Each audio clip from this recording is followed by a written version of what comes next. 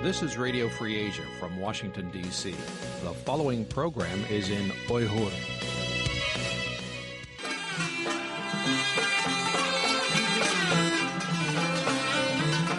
Erkin Asya Radyosu. Erkin Asya Radyosu.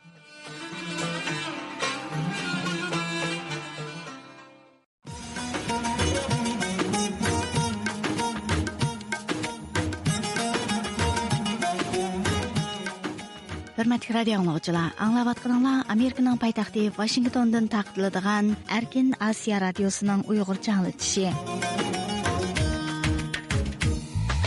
Bugün 19 fevral çarşamba günlük anlatışımızın riyasatçılıqda mən İrada sizler üçün xizmətdə. Bugünkü anlatışımızda aldı bilen Uyg'urlar ve dünya vaziyetiga münasibətlik mühim qısqa xəbərlərini diqqətinizə sunumuz. Bugünkü qısqa xəbərlərimizni öz müxbirimiz Javlan tayarlagan.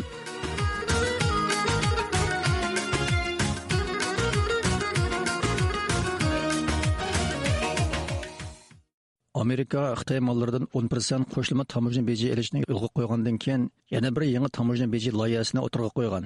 Uningda Amerikaga import qilingan avtomobil, dori va mikro'zak, ya'ni chiplardan 25% yoki undan ortiq boj elish belgilangan. 19 fevral Janubiy Xitoy Atlantik pochtasi gazetida e'lon qilingan xabarda deyilishicha, Amerika prezidenti Donald Trump 18 fevral kuni muxbirlarga qilgan so'zida Amerikaga import qilinayotgan avtomobillardan 25% yoki undan ortiq boj oladiganligini, bu orqali shirkatlarning o'z zavodlarini Amerikaga yetkazib kelishiga ilhom beradiganligini aytgan. U bu yangi tamojna bejini 4-oyning 2-kuni e'lon qildi ekan. Xabarda deyilishicha, Xitoyga solishtirganda Yaponiya, Koreya va Yevropa davlatlari bu bojning ta'siriga bakrak uchraydi ekan. Halbuki Xitoy bu bojning bevosita ta'siriga uchramagan bilan vositalik ta'siriga uchraydi ekan. Chunki xalqaro mol ta'minlash zanjirida Xitoyning mashina zapchastlari muhim nisbatni egallagan bo'lg'achqa, Xitoyning bu sohadagi savdosi zarbaga uchraydi ekan. Dori sohasida bo'lsa, Xitoy bilan Hindiston Amerikani dori yoki dori o'simliklari bilan ta'minlovchi ikki chong davlat bo'lib, uningdan 25% tamojna beji e'linsa, Xitoyga zarbasi texmi chong bo'ladi ekan. Reuters agentligining xabar qilishicha, Xitoy taraf Prezident Donald Trump 18 fevral Dünya Savdo Tashkiloti yig'iniga qatnashganda qilgan so'zida o'tirg'a qo'ygan tamojna bejini tanqidlagan. Amerika taraf buningga inkos qaytarib, Xitoyning bu ayblashlarining saxtapazlik ekanligini bildirgan. Uzun yillardan beri Uyg'ur elining milliy ozodligi, xalqining hurligi uchun hayotini beg'ishlagan peshqadam inqilobchi, siyosatchi, aktiv faoliyatchi, jamoat arbobi G'ulomidin Paxta 2025-yili 2-oyning 19-kuni saharda 95 yoshida vafot bo'ldi. Mərhumның vafot bo'lganlik xəbəri Facebook qatarlıq ijtimoiy aloqa vositalarida tarqalgandan keyin muajiratga Uyg'urlar bas-basda o'zining qayg'uliq hissiyotini va oxiratlik tilaklarini bildirdi. Munosabatlik uchurlarga qaraganda G'ulomidin Paxta 1930-yili 4-oyning 15-kuni Qashqarda dunyoga kelgan. Uning dadisi Ahmad Paxta Qashqarda otimiros paxta tijorati bilan shug'ullanib kelgan, o'z davrining o'qimishliq zotlardan bo'lib, 1933-1934-yillari Sharqiy Turkiston Islom Jumhuriyatida muhim vazifalarni atqazgan. U o'z vaqtida general Mahmud Mo'yitining qo'llashiga erishgan. 1937-yili Mahmud Mo'yiti Qashqarni tashlab, chet elga ketishga majbur bo'lgandan keyin Shingsay Qashqarda dangliq Uyg'ur boylari va ziyolilarni tutqun qiladi. Ahmad Paxtamo chet elga ketishga majbur bo'ladi. Oilasidagilar uni o'lib ketdi deb biladi. Qashqarda balliq davrini o'tkazgan G'ulomidin Paxta oradan 14 yil o'tganda dadisining Turkiyada hayot kelganidan xabar topadi va Turkiyaga kelib dadisi bilan jam bo'ladi. G'ulomidin Paxta Turkiyada o'qib, oliy maktabni bitirib, bir mazgil Turkiyada xizmat qilgandan keyin 1955-yili Germaniyaga o'qish uchun boradi va Germaniyadagi Ozodlik radiosida ishlaydi. 1960-yillarda u radio tarafidan Nyu-Yorkdagi bosh shtabiga avatilib, O'rta Osiyo xabarlarini anglatadigan muxbirlikqa tayinlanadi. U bir yoqdan Ozodlik radiosi uchun ishlasa, yana bir yoqdan Amerika ovozi radiosining o'zbekcha kanalidagi Osiyoga ichilgan nazar sahifasi uchun maqola yozadi. Keyin u Amerikada Amerika Turkistonliklar birligi tashkilotini qurib, o'z millati va O'rta Osiyodagi qarindoshlarining erkinlik talablarini Amerikaga yetkazadi. Ham dunyoga anglatadi. Uning uchun ko'p yil faoliyat qiladi. G'ulamdin paxtaning hayoti, vatandan ayrilish, vatanga talpinish va vatanning ozodligi uchun kurash qilish bilan o'tgan hayot bo'lib, radiomiz bu to'g'riliq ko'plagan programma va qismliq video ishlab tarqatgan edi.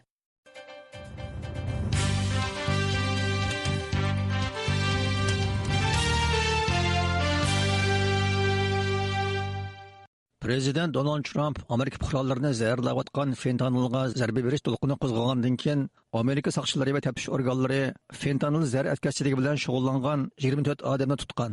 50 million dollardan ortiq pulni musodara qilgan. Taftish xodimlarining bildirishicha, navbatda fentanil savdosi qiladigan Xitoy vositachilari Meksika zar atkazchilik guruhi bilan birlashib, pul yuvish bilan shug'ullanmoqda ekan. 19 fevral Washington Post gazetida e'lon qilingan bu xabarda deyilishicha, Xitoy vositachilari Xitoydan chiqargan fentanil yoki uni yasaydigan buyumlarni Meksika orqali Amerikaga chiqardi ekan. Ondan u yerdan topgan naqd pulni Amerikadan uy elish va boshqa normal tijoratga mablag' solishga ishlatdi ekan. Xitoydan chet elga dollar solishning taslishib ketishi tufaylidan ular fentanil orqali dollar tepish va pul yuvish yo'liga mongan. Xabarda deyilishicha, pul muomala vositachilari to'g'rini butunlay taqash hozir eng qiyin bo'layotgan masala ekan. Chunki uning bir tarafi xalqaro sudga tutishi ekan. O'tgan yili Amerika Xitoy raqobati alohida komiteti o'tkazgan bir guvohlik yig'inida Amerika zaharlik buyumlarni cheklash idorasining sobiq amaldori dunyo miqyosida zaharlik buyumlarni sotish summasining 500 milliard dollardan 750 milliard dollargacha ekanligini bildirgan. 2024-yil Amerika zaharlik buyumlarni cheklash idorasi tekshirib yig'ib 55 million dona fentanil tableti, 3600 kilogramdan ortiq fentanil parashugi Amerikadagi har bir odamni zaharlab o'ldirishga yetadi ekan. Amerika zaharlik buyumlarni cheklash idorasi 2020-yil 1-oyda e'lon qilgan fentanilning Amerikaga eqib kirishi nomli dokladimi Xitoy bilan Meksika Amerikaga kirayotgan fentanilni asosliq ta'minlaguvchi deb ko'rsatilgan. Taylanddagi 48 nafar Uyg'ur Xitoyga qaytarilish xavfiga duch kelgan va Tayland taraf xalqaroning besimiga uchrab, sud orqali bu ishni bir yoqli qilishga majbur bo'lgan mazgilda xalqarodagi kishilik huquq mutaxassislari bu 48 nafar Uyg'urning chet elga qochish sababi va uchirgan tragediyasini Xitoyning necha 10 yildan buyon davomlashtirib kelgan milliy bostirish va irqiy qirg'inchilik siyosatiga bog'lab tahlil qilmoqda. 19 fevral Zimiston to'rining bosh direktori Marko Respenti Xitoyning Uyg'urlarga qarshi qo'rallari, tog'utni cheklash va islom davlatlari bilan ittifoqlashish nomli bir maqola e'lon qilgan bo'lib, uningda 11 yil burun Taylandga qochgan Uyg'urlarning ko'pinchisining Xitoyning tog'utni cheklash siyosatiga xiloflik qilgan bo'lishi mumkinligi, ularning billab chiqqan bolalarining bo'lsa, Xitoy doiralari tomonidan normdan ortiq tug'ilganlar hisoblanib, ig'ir jazoga uchraydiganligi, qo'rsaqdagilarning bo'lsa tushirib etilish xatiri borligi, shunga ularning hammani tashlab, bolalarni qutuldirish uchun bo'lsa-mu Xitoydan qashqaligi ilgari surilgan. Maqolda mundaq deyilgan: ularning ahvoli bek nachar.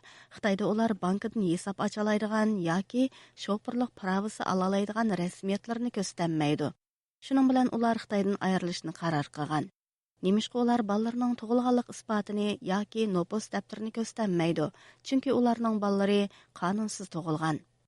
Maqolda ko'rsatilishicha, Uyg'ur Tibet rayonlaridagi yezi qishloqlarda nopos siyosati burunqidan bo'shatilib 3% ga yo'l qo'yilgan bo'lsa-mu, Uyg'ur ayollarga qo'yilgan tug'ut cheklamasi yanada mavjud bo'lib, agar bu ayollar bola tushirib etishni, baliyotqiga tug'ut cheklash asbobi o'rnatishni yoki tug'maslik operatsiyasi qilishni rad qilsa, lagerlarga tutilish xavfiga uchraydi ekan. Tadqiqotchi Adrian Sanz e'lon qilgan bir dokladda 2017-yildan 2019-yilgacha Uyg'urlarning nopos ko'payishining biroqla 48,7% tuvallab ketganligi oshkorlangan edi. Adrian Sanz yana Uyg'ur elining janubidagi Xitoy noposining 2021-yildagi 8,4% dan ko'payib, 2040-yilga borganda 25% ga yetadiganligini mo'ljallagan. Maqolada bu ahvolga baho berilib, bu siyosat Xitoy millatchiligini ifodalash bilan birga irqiy tozalash shaklini olgan. Bu rayonni xitoylashtirish, rayimsiz madaniyat qirg'inchiligining bir qismi. Shundaqla Uyg'ur masalasini tub yiltizdan hal qilishning maxfiy usuli. Bu maqolda yana Uyg'urlarning Pokistonga o'xshash davlatlarga qochmay, Tailand, Burma, Vyetnam degandek davlatlarga qochishidagi bir sababning Xitoyning atrofidagi musulmon davlatlar bilan zich ittifoq qurganligi ekanligi. Ularning har vaqt Uyg'urlarni asolda o'tkazib berish xavfi borligi o'ttirga qo'yilgan. Xitoyning hukumat taraqqullaridan Tangritog to'ri, Xinjiang gazeti to'ri 19 fevral chiqargan bir xabarda deyilishicha, Uyg'ur avtonom rayonluq partkom sekretari Mashinroy bilan hukumat raisi Erkin Tuniyaz 2 oyning 19 kuni Urumchida Qozog'iston davlatlik temir yo'l shirkati direktori Salombayev boshchiligidagi o'mak bilan ko'rishib, Uyg'ur eli bilan Qozog'iston o'rtasidagi temir yo'l qatnashi va Maltush liniyasini texnik taraqqiy qildirishni muzokiralashgan. Mashinroy bu yig'inda Xitoyning bir balvoq bir yo'l qurilishida muhim rol o'ynayotgan temir yo'l qatnashi va Maltush yo'llarini yanada taraqqiy qildirish, Cho'chak Ayguz temir yo'l qurilishini ilgari surishning muhimligini o'tirg'a qo'ygan. Salombayev mo ikki tarafning savdosi va muhim ul aslaha qurilishini ilgari surishni umid qiladiganligini bildirgan. Rossiyaning Ukraina urushini to'xtatish haqida suhbatga kelishi va Xitoyning buningga aralashtirilmasligi Xitoyda bir balvoq bir yo'l qurilishining istiqbolidan ansirash paydo qilayotganligi ma'lum. Mushundaq vaziyatda elib berilgan bu suhbat Xitoyning xalqaro vaziyatdagi davolg'ishlarga ko'ra tadbir elayotganligini ko'rsatmoqda. Qozog'istonda yashayotgan geoiqtisod mutaxassisi Sharifjon Nodirov radiomizga qilgan so'zida cho'ng siyosiy jo'grafiyadagi kuchlar o'rtasidagi ziddiyatning kuchayotganligini, bularning orasida qolgan Qozog'istondek davlatlarning Rossiya bilan Xitoydan teng foydalanishi kerakligini, eng muhimi texnika va sapoda o'zini kuchlantirishi kerakligini ta'kidlagan edi. Hörmətli radio dinləyicilər, Erkin Asiya Radiosu Uyğurca bölümünün çarşamba günlük anlatışı davam qılmaqda. Tönde diqqətinizə təfsili xəbərlər səhifəmiz boyunca anlatış berimiz. Bu anlatışımızda öz və ixtiyari müxbirlərimiz tayarlagan mühim uçurlar diqqətinizdə boladı.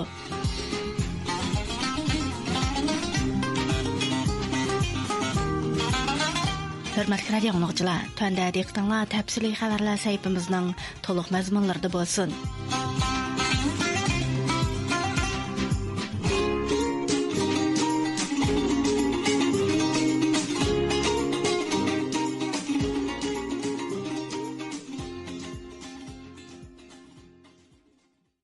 Uyghur elida yaqinqi davrlarda yer nomlari tadqiqotida ko'zga ko'ringan tarixchilardan biri Aqsu Ma'rif institutining o'qituvchisi G'o'ji Niyaz Yo'lliq Tekindir. Inkas qilinishicha, G'o'ji Niyaz Yo'lliq Tekin tadqiqot ishlaridan boshqa jamiyatda tarix temasidagi suhbatlarda aktivligi va dodilligi bilan tanilgan. Kasbdosh do'stlar tarafidan Aqsuning turg'un almasi deb madilangan ekan. Muxbirimizning aniqlashlari davomida G'o'ji Niyaz Yo'lliq Tekinning 17 yillik kesilganligi dalillandi. Tunda muxbirimiz Shuhrat Oshirning bu vaqtda tayyorlagan programmasi diqqatingizda bo'ladi. Ma'lum bo'lishicha, yaqinqi davrda Uyg'ur tarix tadqiqotida toponomiya, ya'ni yer-joy nomlari tadqiqotida xeyli zo'r natijalar borliq kelgan. Bu sohada ko'zi ko'ringan tadqiqotchilarning biri Aqsu Ma'rif institutining o'qituvchisi G'o'ji Niyaz Yo'lliq Tekindir. Norvegiyadagi Uyg'ur yer fondi radiomizga ta'minlagan G'o'ji Niyazning maqolalar to'plami haqidagi bir kitobda Bay degan yer nomining kelib chiqish to'g'risida Bayqaldagi turklar Yuan sulolasi davrida o'tgan Uyg'ur harbiy ishlar olimi Arif Qaya qatorliq 18 parcha maqola o'rin olgan. Ma'lum bo'lishicha, bu G'o'ji Niyaz Yo'lliq Tekinning tadqiqot maqolalarining navbat to'rlarda saqlanib qolgan bir qismidir. G'o'ji Niyaz Yo'lliq Tekinning muhojiratdagi do'stlaridan birining bildirishicha, u 1980-yillarning oxirida Aqsu gazetida e'lon qilingan Sharqi Turkiston, G'arbiy Turkiston va Turan hukmi nomli maqolasi bilan jamiyatda zo'r g'ulg'ula paydo qilgan. G'o'ji Niyozni yaxshi bilaman. G'o'ji Niyoz Aqsu, Jav Shoyanida Aqsu Ma'rif Shoyanda. Mening yaqin og'inam bu. G'o'ji Niyoz o'sha 1990-yillarda deymiz, 89 mo. Aqsu gazetida Turkiston, Sharqiy Turkiston va G'arbiy Turkiston hukmi deb maqolasida Aqsuda larzik seveti butun Abdum rayon tavasini. Shuni bilan uni xalot jazolab berishlar bo'lgan. Tadqiqotchi Abduvali Ayub tayyorlagan tutqundagi ziyolilar tizimlikida xotirlanishicha, G'o'ji Niyaz 2017-yilning oxiri tutqun qilingan. Bu G'o'ji Niyaz nima tutilganda shu 2017ning oxiri tutilgan. Biz buni arxivlashtirgan ayni vaqtda. Bu mannalikqa Uyg'ur tarixchilar haqida bir narsa yozgancha, men bu tarixchilar ko'ngil bo'lish nimasi bor. Tarixchilar ko'ngil bo'lish, ya'ni Concerned Historian Networks deb bir yava. Men shu yerga shuning G'o'ji Niyazning ma'lumotlarini yetkazgan. Aqsu Ma'rif institutidan telefonimizni qabul qilgan bir xodim bu maktabdagi o'qituvchilar orasida G'o'ji Niyaz ismli birisining yo'q ekanligini bayon qilish orqali G'o'ji Niyazning navbatda tutqunda ekanligidan bishorat berdi. Va bu Aqsu Ma'rif institutimi? O'qituvchi G'o'ji Niyaz bormi hozir maktabda? Tarix o'qituvchisi, taxallusi Yo'lliq Tekin. undaq adam yo'q. Burun ilk Aksu geziti chiqqan bir maqola sababli tanqidlangan bir kishi. Bizmillet undaq adam yo'q. Xo'janiyazning ayni chog'dagi do'stlaridan biri navbat Kanadada yashayotgan faoliyatchi To'yg'un Abduvalining bayon qilishicha, Xo'janiyaz tarix temasidagi tadqiqotlardan boshqa ziyolilar so'rinlardagi tashkilotchiligi, munoziralardagi aktivligi bilan diqqat tortgan. Bu Xo'ja Niyaz ma'lumni men 1987dan tartib tanıyman. Biz nayt yaxshi aralashdik. Hatta axirlari shanba kunlari Aksu Ma'rif institutininki o'qituvchilarninki yataqida bu tatapur chelishib o'ltirib she'r qo'shiq o'qishib ko'ngillik o'tgan kunlarimiz bo'lgan. Buna diş Turg'un Almaz, Abdurahim Gör, Nizamiddin Hüseyin ve Abdullah Talib qatorliq peshvolarni yo'qlash, kutib ve ularni kitobxonlar bilan uchrashtirish uning ijtimoiy hayotining muhim bir qismini tashkil qilgan. Xo'ja Niyaz yüzü Aşo Nizamiddin Hüseyin ustoz bilan Abdullah Talib bilan Xudumbat Selim bilan mush tarixchilar bilan yaxshi o'tadigan. To'yg'un Abduvali Xo'ja Niyazning ayni yillarda Sharqi Turkiston va G'arbiy Turkiston temizligi maqolasi sababli cho'ng shon-sharafga erishganligi hamda Xitoy davlat xavfsizlik xodimlarining izchil avorchilikka uchrab kelganligini eskartdi. Shu vaqtlarda yani 1987-yil oxiri bo'lsa kerak, o Aksu gazetininki Janub Shimoli beti ve tarix beti vardı. Bu betlerde pat-patmış Xo'janing tarixga ait maqolaları berilib turibdi. Mesela yetti qizlarim hakkında Mörçer Tağı, yani Şturpan'ın, Aksu'nun bütün tarihlerine ait ki G'arbiy Turkiston ve Sharq Turkiston ve Turan atalgıları doğrusunda diyen bir makale çıktı. Şu gazeteden besildi. Kim bu makaleler tüpeylden to'xtatılib xizmatdan kunlarga qoldi, yani azoblarga qoldi. Uning deyishicha, Xo'ja Niyaz mazkur maqola sababli ayni chog'da bir mezgil xizmatdan to'xtatilgan. Uning deyishicha, Xo'ja Niyaz mana shu tarixiy temadagi maqolasi bo'libmi sezgir tarixiy temalardagi dadil bayonlar sababli kasbdosh do'stlar orasida Aksuning turg'un olmasida madilangan. Aksu gazetining xabardor kishilardan birining inkos qilishicha, 1990-yillardan e'tiboran ko'p qitimlab so'roq qilingan va tutib qo'yib berilgan Xo'ja Niyaz yo'lliq tekin tadqiqotidan voz kechmaganligi va tarix haqida haqni so'zlashdan to'xtamaganlik uchun 2018-yilda lagerdagi mezgilda jahil bo'lguncha deb tanqid qilingan. 2018-yilning oxiri 17 yillik kesib o'tilgan Xo'ja Niyaz yo'lliq tekin Aksuning Uchturpan nayisidindir. Uchturpandan telefonimizni qabul qilgan bir hizliq soqchi xodimi Xo'ja Niyazning 17 yillik kesilganligi ve növbetli Xotendagi bir turmada jazo o'tayotganligini dalilidi. Shuna qilib bu o'qituvchi bu Xo'ja Niyaz qancha yillik kesilgan bo'ldi? 17 yillik deb o'tganda olgan. 17 yillikmi? Jazosini qayerda o'tayotdi? Jazo qayerda o'tayotdi? Xotenda deb olgan. Ha, qachon kesildi? Kesilgan vaqt qachon? Ama Aksu'da turgan bo'lsa, men yerda Hozir bu salomatlik ahvoli qanday bu yoqning? Bu yaqinda yo'qlab bo'lgan vaqtingiz bo'ldimi xizmat munosabati bilan? Yo'q. Hurmatli radio anglag'uchilar, yuqorida jamiyatda Aksuning turg'un olmasi deb nom olgan yardamshunos tarixchi Xo'ja Niyaz yo'lliq tekindan 17 yillik kesilganligi haqida anglitishdik.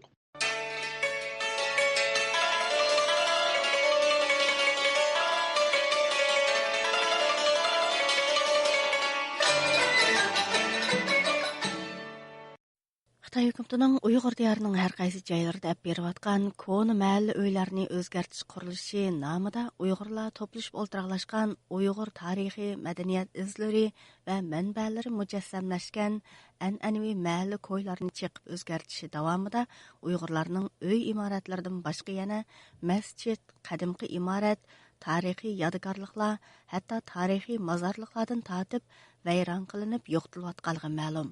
Dairlar bu yil, ya'ni 2025 yil ichida yana 258 shahar noyada kona mahallalarni o'zgartirish qurilishini olib berishni planlagan.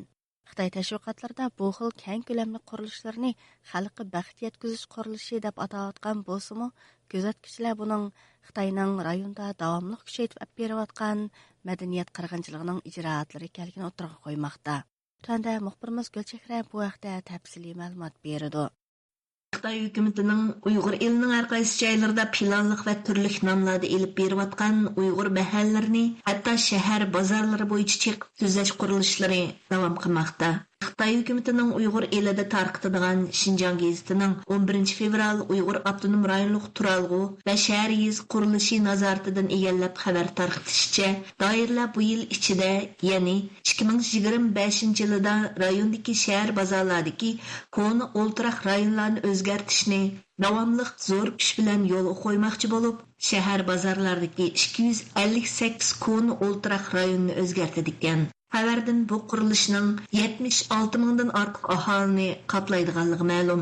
Xabardan yana koni mahallani o'zgartirish nomidagi qurilishning asosli Uyg'urlar zich o'ltiraqlashgan joylarni nishonlab ilib berilganligi ma'lum bo'lib, bu qurilishlarning Uyg'ur elining janubidagi 118 o'ltiraq rayonni o'z ichiga oladiganligi ko'rsatilgan. Xabarda Uyg'ur avtonom rayonluq hukumat turalg'u islohot va taraqqiyot boshqarmasining muavin boshqarma boshlig'i Baylinning so'zi naql qilingan. Uning aytishicha, 2025 yil ichida o'zgartirish planlangan shahar bozorlaridagi koni o'ltiraq rayonlarni o'zgartirishning butun jarayoniga iz qo'g'lab haydakchilik qilish kuchaytiriladi ekan. Xabardan ma'lum bo'lishicha, Xitoy doiralari 2019 yildan 2024 yilning oxirigacha Uyg'ur elidagi shahar bozorlaridagi o'zgartirilgan o'ltiraq rayonni jami 6888 ga yetkazgan. Xabarda deyilishicha, doiralar atalmish koni mahallarni o'zgartirishni xalqqa baxt yetkazish qurilishi deb atolgan bo'lib, hozirgacha 1,166,700 aholiga naf yetkazilib, o'ltiraqlashish muhiti unumli yaxshilandi. Aholilarning baxt ko'rsatkichi uzluksiz o'sdi deb maqtalgan. Ammo ular bu yil o'zgartirilgan bu 258 koni o'ltiraq rayonning qandaq shartlarga asosan chiq tuzash tizimiga kirdiganligi va yoki bu o'rinlarning konkret tizimini e'lon qilmagan. Bu haqda tafsiliy ma'lumot egallash uchun Uyg'ur eldagi shahar qurilishi plan komitetlari qilgan telefonlarimiz ilinmadi. Uyg'ur avtonom rayoni hukumat uchurlari to'g'ridagi uchurlardan ma'lum bo'lishicha, 2024 yili Xitoy doiralari Uyg'ur eli bo'yicha 200 ming oilani qoplagan 1000 ga yaqin koni shahar rayoni o'zgartirishni planlagan. 2023 yili 1115 koni shahar rayonini o'zgartgan.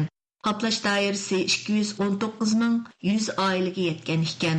Xinjiang gazeti xabarda tilga ilingandek, doiralarning Uyg'ur elidagi koni mahallani tuzash nomidagi tuzash harakati 2019 yilda planlanib ishga kirishtirilgan. Bu vaqtda Xitoy doiralarining Runxua millatlari o'rtaq gavdasi engini kuchab, targ'ib qilgan va buningga ergishib Uyg'ur elida Uyg'urlarning tarixi, madaniyat izlari, Uyg'urlarning nomi, kimligini yo'qotishni maqsad qilgan har turli qurilishlar kuchaytirilgan edi.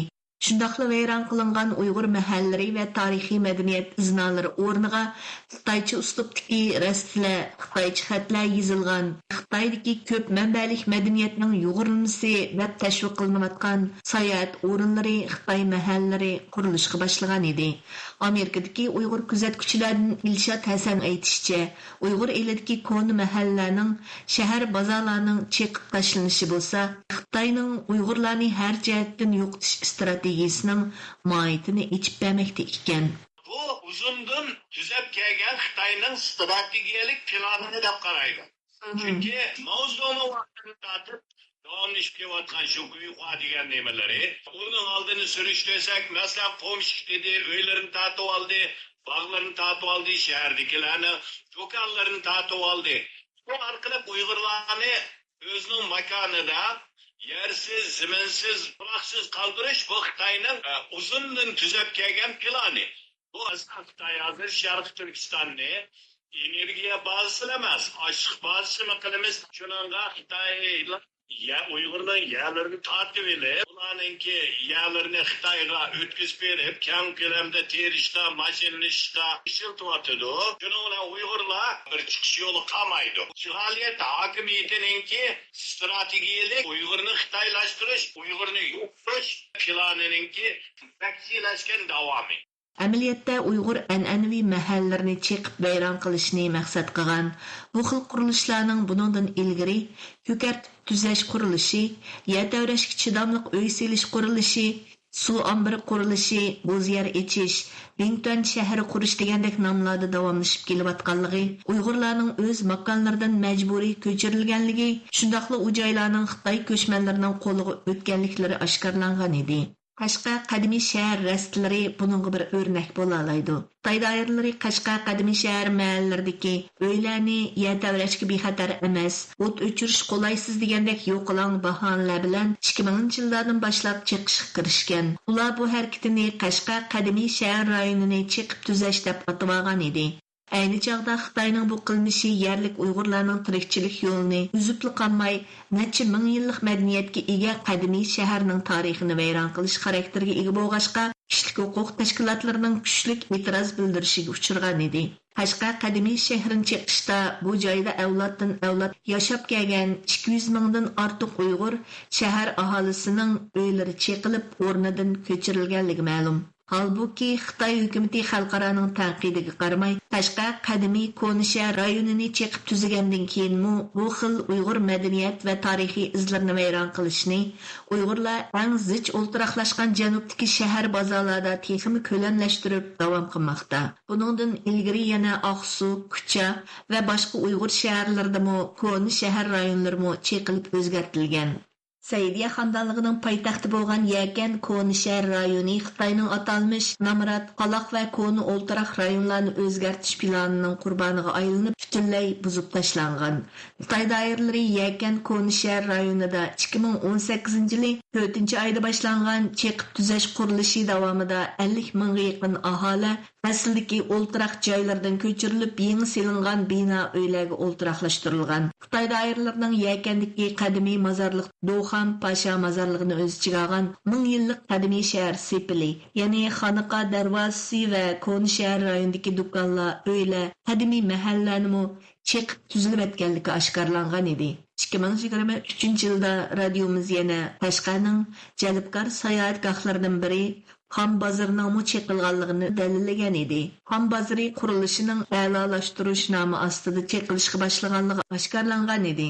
Xitoy doiralari mazkur Qashqa, Yakan, Kucha, Oqsu va boshqa shaharlarni chiqib o'zgartgandan keyin bu joylardagi Uyg'urlarning qadimiy tarixiy madaniyati, binokorlik namunalari yo'qolib qolmasdan Uyg'urlar tarqoqlashtirilib, ularning o'rniga ko'p sondagi Xitoy ko'chmanlari kelib o'rinlashgan. Buning bilan Xitoy nufusi tez ko'paygan. Junxo millati engini kuchaytirish nomida shaharlarga Xitoycha qiyofatlar kirgizilgan. 2025-yil Xitoyning elib berish planlangan Kona degan nomdagi mahallalarni chiqib tuzash harakatida yana yuzlagan shundoq qadimiy va an'anaviy mahalla o'rinlar nishonga ilinayotganligi mutaxassislarni andishiga solmoqda. İstanbul Beykent Üniversitesi'nin o'qituvchisi, Uyg'ur Akademiyasi vahbining raisi, Indiana Universiteti tadqiqotchisi doktor Mahbirat Kamal xonim Uyg'ur elida har qanday qadimiy va tarixiy mahalla, bozor, ko'chaning atalmish Kona degan bahonada yo'q qilinishi insoniyat madaniyati uchun cho'ng yo'qotish bo'ladiganligini ta'kidladi. Madaniyat deganimiz shu mahallalarda davom qiladi. Bolalar shu cho'nglarning qilganlarini kör, onun gibi medeniyetini övündü. Ama bu mahallen yok kılıp, binalarını silip, böyle hoşuna birbirini tanımaydıgan dereceye yetkizüş, bu hem de yaman niyetin ki oturup çıkışı, halkı başka yere köçürüp, birbirisinden alamaydıgan, birbirisinden tanımaydıgan şu dereceye eklemekti. Onun gibi ait nurgun kökmelerini ekip yerleştirildi. Bu bütünley Uygur tüleni, Uygur medeniyetini, Uygur örf adetini yo'qlashni maqsad qiladi bir yerda. Ammo biz nima qilishimiz kerak? Buningdan naiti sezgirlik bilan butun Uyg'urlar yo'llar yashagan mahallaning ismlari, bu yerda yashagan insonlarning ismlari, hatto shularning tizimini qo'yish kerak. Bu o'xshash materiallarni biz to'plashimiz kerak. Bunga bir markaz bo'lishi kerak deb o'ylayman men. Shularni bizning cho'qim qoldirishimiz kerak. 250 mahallani yer yo'q qilib adaptda bu Xitoy. Tashqarida vafotlandim, joyda mushlarni biz bilishimiz kerak. Amal va Xitoyning sonliq ma'lumotlarni e'lon qiladi, mushlarni yig'ib to'playdigan bir organ bo'lishi kerak. Uyg'urlarda yoki mushundaq tadqiqotchilar bo'lishi kerak. Bunga ahamiyat berishimiz kerak deb o'ylayman. Xitoy doiralari 2017-yili 6-aprel Urumchida boshlagan Do'nko'rikdan janubiy qo'vqchi bo'lgan Uyg'ur mahallari joylashgan Koni shahar rayonini chiqib tuzashning jamiyat muqimligini qo'g'dash strategiyasining bir qismi ekanligini ilgari surgan edi. Urumchining Do'nko'rik cho'ng bozorining oldida o'tkazilgan Koni shahar rayonining chiqish marosimida ayni vaqtdagi Uyg'ur avtonom rayonining raislik vazifasidagi Shuhrat Zokir Urumchining Koni shahar rayonini o'zgartib qurish qurilishi Uyg'ur avtonom rayonlik partkom, avtonom rayonlik hukumat alohida e'tibor bilan qarayotgan Ostona shaharda jamiyat muqimligi va uzoq markazlik amillikni amalga oshirish bosh nishoni uchun qilingan cho'ng strategiyalik o'rinlashtirish ekanligini ta'kidlagan. Shuningdek, u yana buning millatlar ittifoqligini kuchaytirish, millatlar aro aralashishni ilgari surishni amalga oshirishni maqsad qiladiganligini tilga olgan edi. Күзәткүче Илшат Хасан әпәнди Уйгырлар зич o'ltiraqlashgan mahallalarning yo'q qilinishi, Uyg'ur kimligini saqlab kelayotgan mustahkam qo'rg'onning vayron qilinishidir deydi. O janubdagi mushuklarni o'zgartimiz davatgan shu joylarda, fazalarda yana Uyg'urlar zich o'ltiraqlashgan jamiyat bor. Ma'lum darajada yana Uyg'urning madaniyatini andamonda bo'lsa-mu saqlab kelayotgan. Yani o'zgargan mahallesini yo'qdir. Xitoyning bu orqali Uyg'urning oxirgi qilib qolgan qo'rg'onlarni hammani buzib tashlab, yo'qdir. Millat xarakterlik yo'qolish. Bu reallik. Hozirgi prezident Trumpning hukumati 2020 yili 1-oyning 19-i Uyg'ur milliy qirg'inchiligininki yüz beriyotganligini jakarlığı. Şunun için bu hükümet bu milli qirg'inchilikni to'sash majburiyati var. Uyghur Abdunum Rayonluq Xalq Hökuməti 2019 yıl tarqatgan şəhər bazarlardakı konu oltiraq rayonlarni o'zgartirish xizmatini umumyuzlik ilgari surish to'g'risidagi yetakchi fikrda ko'rsatilishicha, Uyghur elidagi 2000 yilning oxiridan burun silingan konu oltiraq rayonlar nuqtaliq o'zgartirildi ekan. 2000 yilning oxiridan keyin silingan oltiraq rayonlar davlatning aloqador siyosatlari bo'yicha tadrijiy yo'lga qo'yilib o'zgartirildi ekan. Uyghur Abdunum Rayonluq Turalg'u va shahar yezi qurilishi nazoratining buningdan burungi radga turg'izish natijasiga asoslanganda Uyghur elidagi 2000 yilning oxiridan burun silingan atalmish kona o'ltiraq rayon 5000 dan oshadi ekan. Tayyorlikchi Gulchehra, diqqatli bo'lganingizga rahmat.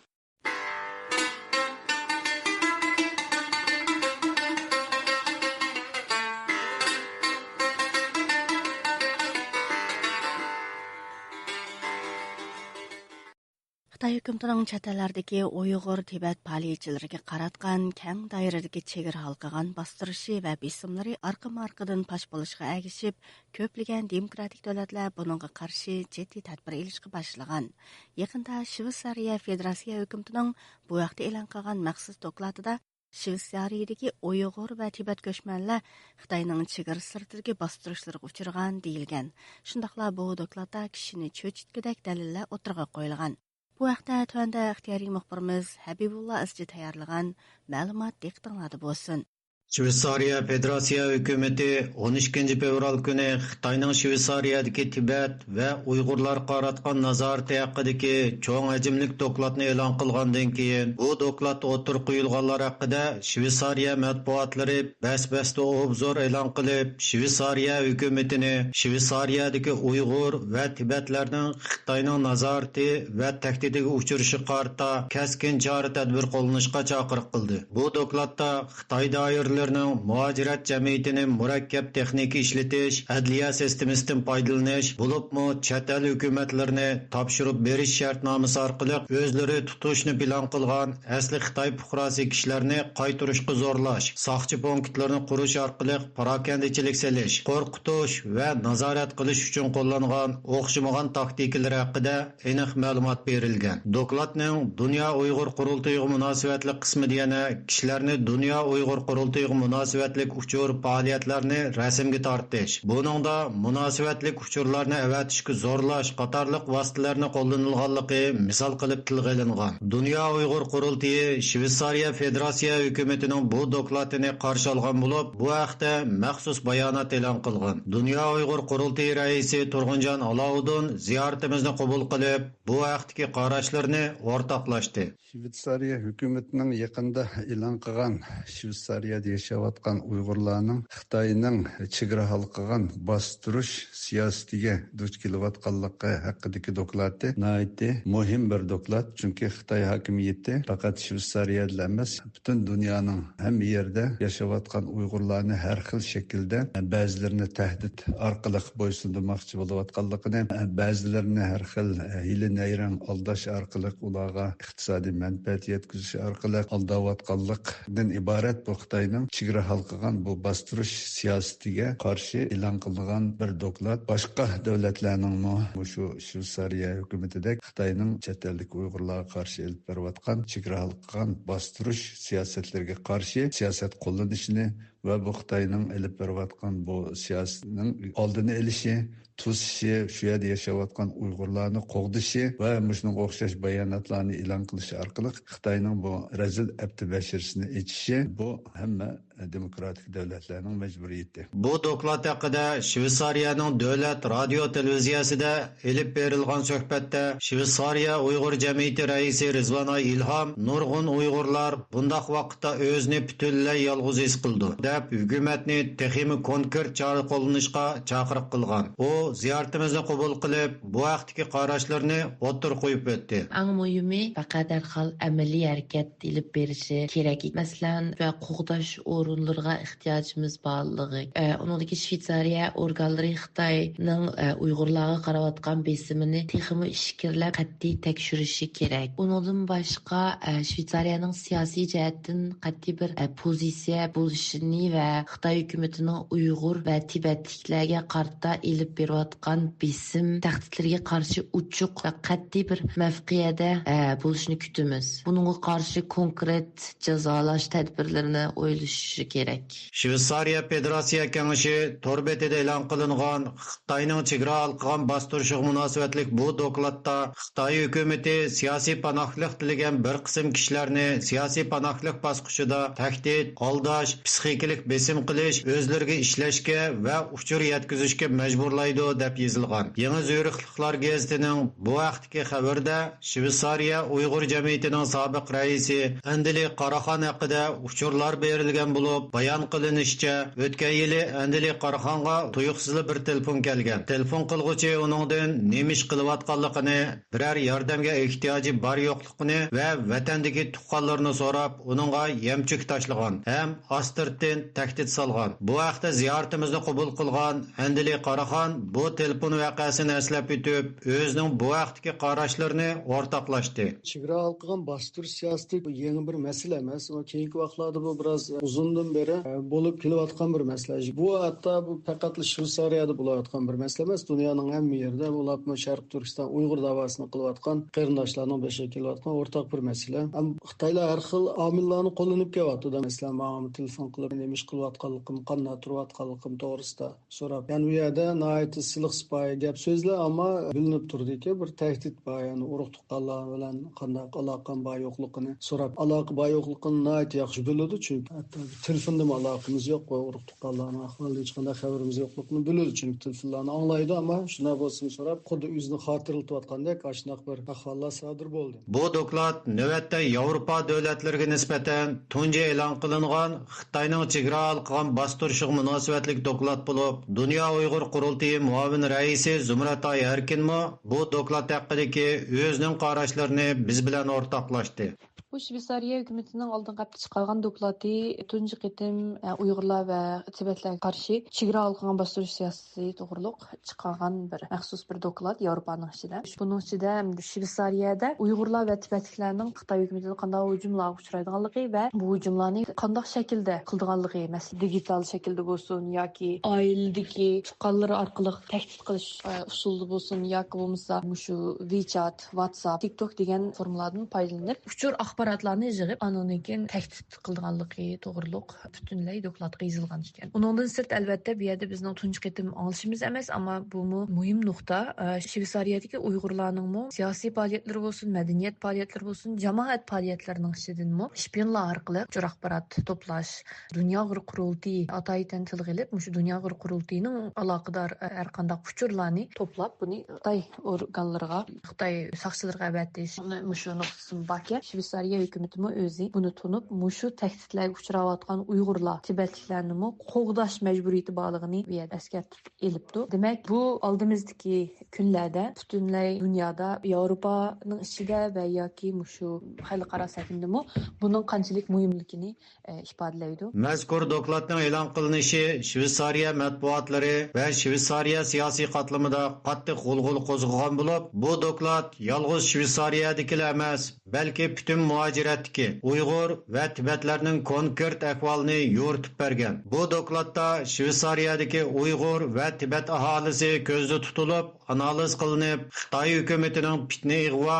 va qo'rqinch paydo qilish orqali muajiratdagi jamoatlarni bilish, parchalash elib bordiganligi ko'rsatilgan. Doklad yana bu davlatdagi Uyg'ur va Tibetlarga qarata qo'rqitish ham besim qilishga urinish ehtimolligi favqulodda yuqori deb xulosa chiqarilib, Xitoyning muajirat to'pluliqlarga besim qilishda oila a'zolarini tutqun qilish diplomatiyasini ishlatishning Uyg'urlar qarata doim qo'llanilganligi, Tibetlarga qarata bo'lsa iqtisodiy manfaatni yamchiq qilishni texnik ko'p ishlatilganligi ta'kidlangan. Bu programmani Shveysariyadan Habibulloh Izchi tayyorladi.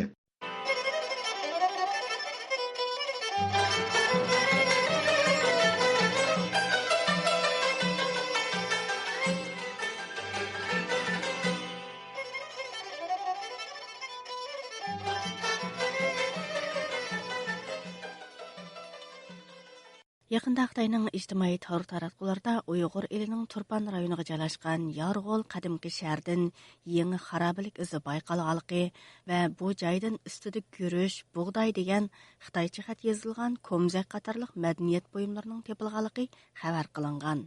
Buning Wei Jin sulolalari va 16 baglik davrida G'arbiy diyorda Xitoy tilining o'rtaq til bo'lganligini ifodalab berdiganligi tashviq qilingan. Ondaqda arxeologik tepilmalarda Xitoycha xatlarning ko'rilishi nimani tushundirdi? Shunda Stockholmdan obzorchimiz Navbaharning bu vaqtda tayyorlagan obzor maqolasi diqqatingizda bo'ladi. Maqoldagi ko'z qarashlar avtorga tava bo'lib, radiomizga vakil qilmaydi. Xitoy Baidu to'rining 2025-yil 5-yanvar yo'llanmasida Uyg'ur elining Turpan rayoniga joylashgan Yarg'ol qadimgi shahridan yangi xarobalik izi bayqalganligi va bu joydan ustida guruch, bug'doy degan Xitoycha xat yozilgan komzak qatorliq madaniyat buyumlari topilganligi xabar qilingan. Xabarda yana madaniyat buyumlarida Xitoycha xatlarning ko'rilishi Wei Jin sulolalari va 16 baglik davrida G'arbiy diyorda Xitoy tilining o'rtaq til bo'lganligini ifodalab berdi deb tashviq qilingan. Bu nihoyatda asossiz va nodonlarcha hukm chiqarilgan bir tashviqot xolos. Shundaq o'qishtirishga bo'ladiki, agar Xitoyning ichkiri o'lkalaridan arabcha yoki uyg'urcha xat besilgan buyumlar bayqalib qolsa, bu joyda burun arab tili yoki uyg'ur tili o'rtaq til bo'lgan edi deb qarg'ularcha hukm chiqarsak, muvofiq bo'lamdi yo'q. Yaqinqi yillarda Xitoy tashviqotlarida tarim o'ymonligi va Tangritog' etaklarida bayqalgan qadimiy yurt xarobiliklaridan tepilgan bir qism moddiy madaniyat buyumlari va yozma yodgorliklarni Xitoy tarixi va madaniyatiga bog'lab izohlash yuqori pallasiga chiqmoqda. Bu albatta 2018-yildan boshlab yo'lga qo'yilgan Uyg'ur elidagi arxeologiya tadqiqotini Jumhur millati o'rtaq gavdasi ideyasiga xizmat qildirish chaqiriqining turtkisi ostida maqsadlik elib berilgan bir harakatdir. Mazkur chaqiriq e'lon qilingandan keyin Xitoy doiralari orqa-orqadan Uyg'ur elining har qaysi joylarida arxeologiyalik bayqashlarni e'lon qilishga boshladi. Buning bilan kifoyalanmay, aslida Uyg'ur madaniyatiga tava bo'lgan yodgorliklarga Xitoy madaniyati tamg'isini besib tashviq qilmoqda.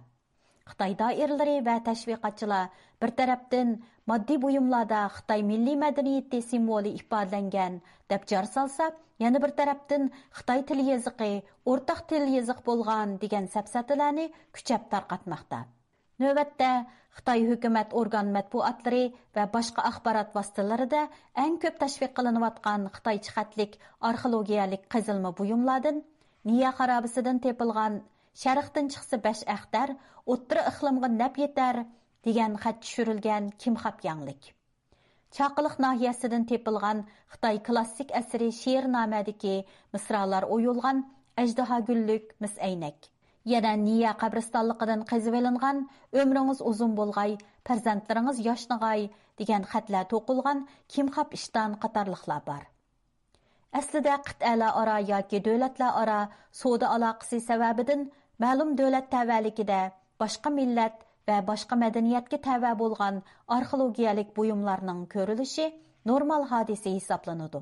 Halbuki Xitoy hukumati Uyg'ur diyorining Kroran, Niya, Sampul va Yarg'ul qatorliq qadimki izlaridan bayqalgan Xitoycha xatlarni o'z ichiga olgan bir qism tarixiy yodgorliklarni pash qilib, Uyg'ur elining har qaysi shaharlarida muzey, ko'rgazma va turli faoliyatlarni qanot yoyg'izib, Xitoylarning azaldilla Uyg'ur elini ma'muriy va harbiy jihatdan boshqarib kelganligidek saxta tarixni tashviq qilib, mushu fursatda Uyg'ur elini xitoylashtirish qadamini yanama tezlatdi. İlim dünyasida bir qism g'arblik arxeologlar va tadqiqotchilar Xitoy tashviqotlariga o'xshamagan holda Tarim vadisi va Tangritig'i etikidan bayqalgan tarixiy buyumlarda Xitoycha xatlarning ko'rilishi bu zaminlarda yashagan xalqning Xitoy madaniyati bilan sug'urilganligi, Xitoy tilini qo'llanganligi yoki Xitoy sulolalari hokimiyatining bir tutash boshqurishida ekanligini aks ettirmaydiganligi haqida ilmiy faktlarni o'ttirg'a qo'yib isbotlagan edi. Arxeologlar va tarixchilar qadimiy qabrlardan tepilgan oxiratlik buyumlar shu davrning ijtimoiy va iqtisodiy orqa ko'rinishini tushunishimizda ma'lum rol o'ynasimi, lekin vafot bo'lgan kishining hayot vaqtidagi madaniyat saposi va ijtimoiy o'rniga butunlay vakillik qila olmaydi deb qaraydi. Bir qism arxeologlar tabiiy qatlamlari aniq bo'lgan jamiyatda qimmat va e'tiborliq dafn buyumlari kishilarning ijtimoiy tabiqasiga hukm qilishdagi muhim omil degan qarashda ching turadi. Bu nuqtadan kuzatganda o'xshamagan joylardagi dafn buyumlari o'xshamagan qimmat o'lchamlarini asos qiladi. Masalan, Yevropa va G'arbiy Osiyo davlatlarida oltin buyumlar qimmatli buyum hisoblangan bo'lsa, yangi tosh qurollar davridagi o'ttira tuzanglikda qo'shtashi buyumlari vafot bo'lgan kishining yuqori martabaga ega biri ekanligidan derak beradi. Ipak yo'liga joylashgan tarim o'ymonligi atrofidagi qadimiy davlat va shaharlarda bo'lsa, milodiya 2-asrdan 5-asrgacha bo'lgan davrlarda ipak buyumlari e'tiborli buyum sanalib, esil nasabdagi kishilarning qabrlarida ham dafn buyumi qilinadi.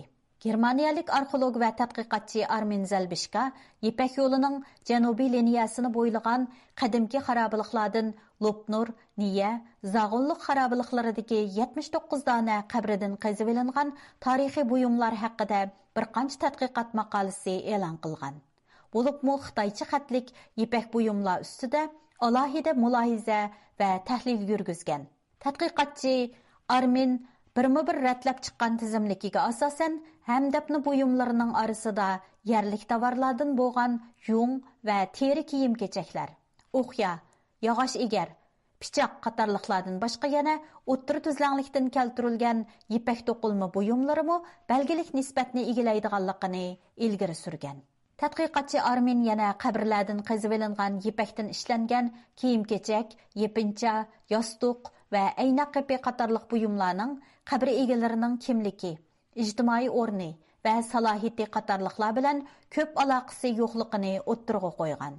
Arminning isbotlab ko'rsatishicha, ayni vaqtda tarim o'ymonligiga joylashgan qadimki shahar davlatlarida ipak buyumlar yuqori tabiqa va boyliqqa vakillik qiladi ekan.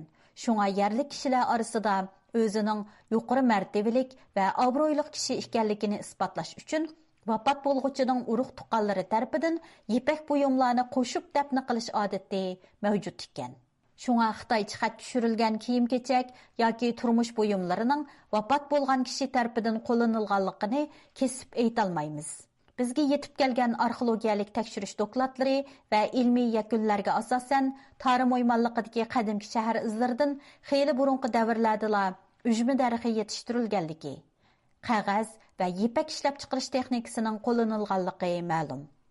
Ammo professor Armin Niya xarobaligidan bayqalgan zo'r miqdordagi Qaroshdi yezig'idagi qo'lyozmalarga asosan 2-asrdan 5-asrgacha bo'lgan davrda Tarim vodisida yuqori tannarx va texnik sababdan ipak ishlab chiqarishning ko'p rivojlanmaganligini, shu sababdan bu joylarda o'ttira tuzanglik ipaklarining pul oborot vositasi qatorida qo'llanilganligini ko'rsatdi. O'ttira tuzanglik ipaklarining tarim o'ymonligiga tarqalishidagi yana bir yo'l Xitoy sulolalarining atrofdagi davlatlardan savdo aloqasi uchun boj topshirishni talab qilish badaliga ularga ipak sovg'a qilish yo'li bilan tarqalgan edi. Xitoy sulolalarining tarixda dushmanlariga harbiy to'lam yoki urush to'xtatish uchun ipakni bir turlik yumshoq vosita qilganligimi bizga notanish emas. Bu misol shuni tushuntirdiki, ayni vaqtda tarim o'ymonliqidagi shahar davlatlari Xitoy davlatiga beqinmaydigan bo'lg'ashqa, Xitoy sulolasi bilan bo'lgan siyosiy va savdo aloqasi mustaqil davlatlarning qurilmasiga o'xshaydi. Shunga bu nuqtadan olganda, bugungi kunda Xitoy tashviqotchilari davrang selayotgan Xinjiang azaldan Jungoning ayrilmas bir qismi sapsatisi hargizmi puttirab tura olmaydi.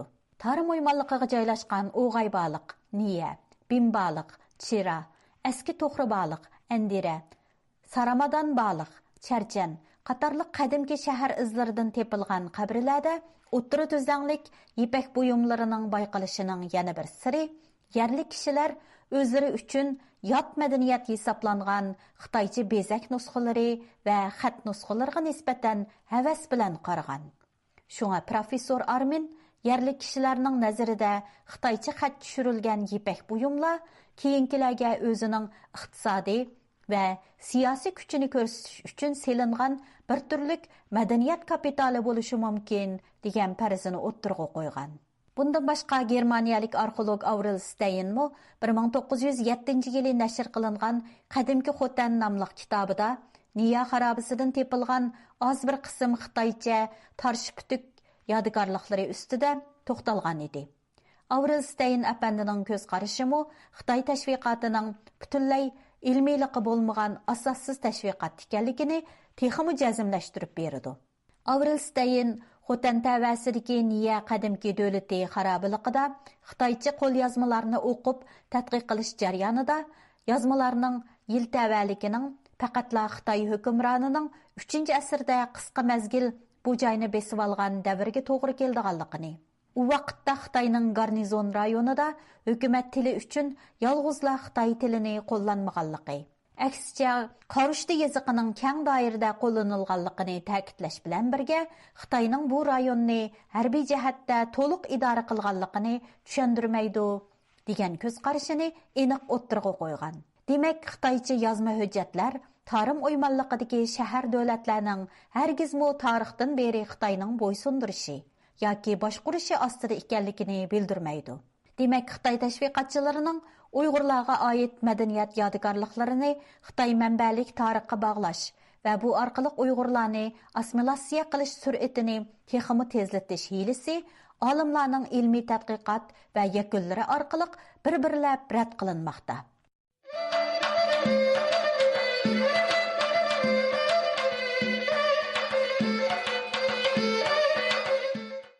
1925-yili Xotan shahrida tug'ilgan va keyin chet ellarda o'qib yetishib chiqqan va Turkiya armiyasida xizmat qilgan Uyg'ur harbiy general marhum Mehmet Rizo Bekin apandining vafotining 15 yillik munosabati bilan Istanbulda bir yig'in o'tkazilgan. Mehmet Rizo Bekin va Sharqi Turkiston milliy ko'rishi temasida o'tkazilgan bu muhokama yig'inida ko'plagan arboblar qatnashgan.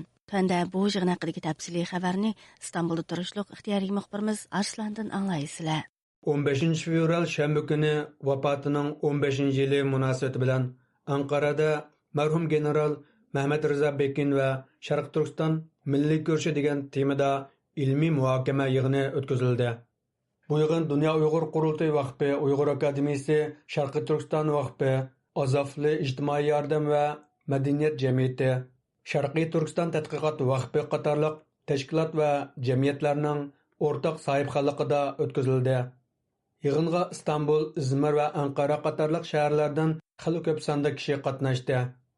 Sharqiy Turkiston istiqlol marshi bilan boshlangan yig'inda Azofli ijtimoiy yordam va madaniyat jamiyatining raisi advokat Azuman Azofli apandi ishli so'zi qilib mundoq dedi.